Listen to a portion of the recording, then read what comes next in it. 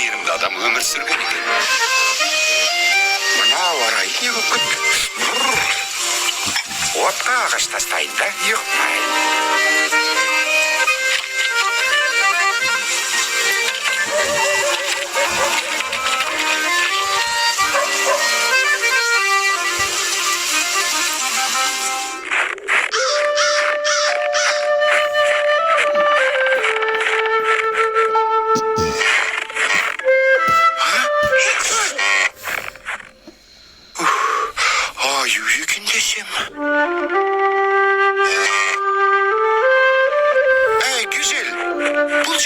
Адасып жүрсің.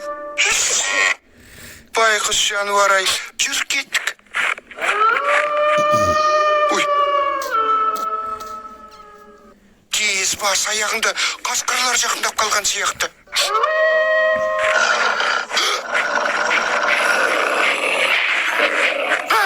Güzel, тез қаштық.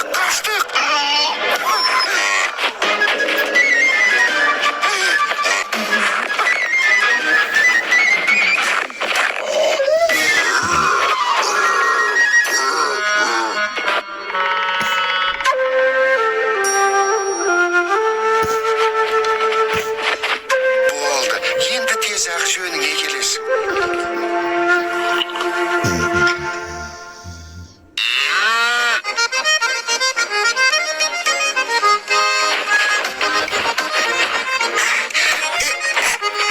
Сөйтіп Гүзел Әнуардың үйінде қалды.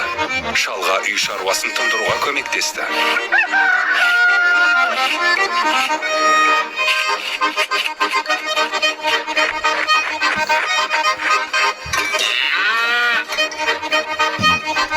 Көршілердің бәрі осындай көмекшінің барына қайран қалды. Өмірімде мұндай ақылды сүйірді көрмеппін. Ал ауылдың екінші басында Мұса тұратын еді. Сен не? Өташылардың ұясы дерсің. Мен дәріге көресілерімді көрсетем, өңшең оңбаған. Қайда көз салсың да күлең алаяқты көресің. Өй!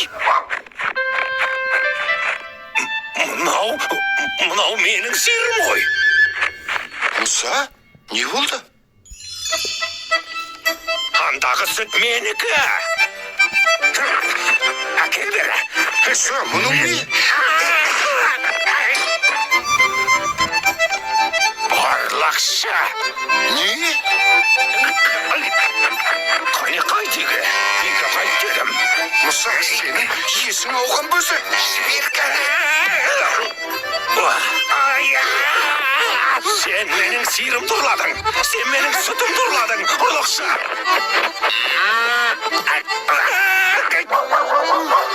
Аттан!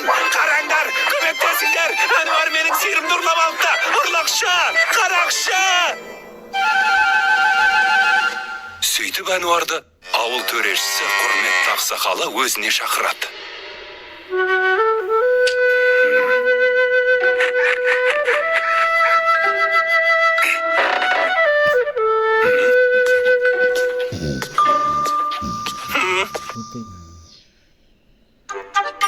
Сонымен Әнуар, сен сиырды орманнан тауып алдың деймісің? Иә. Ал сен Мұса, бұл сиыр сенікі демекшісің. Әрине менікі. Әнуар оны ұрлап алыпты. Мен оны ұрлағам жоқ. Орманнан тауып алдым. Оны ұрламақшы болған сен. Міне, қараңдар. Мынау менің таңбам. Яғни сиыр да менікі деген сөз.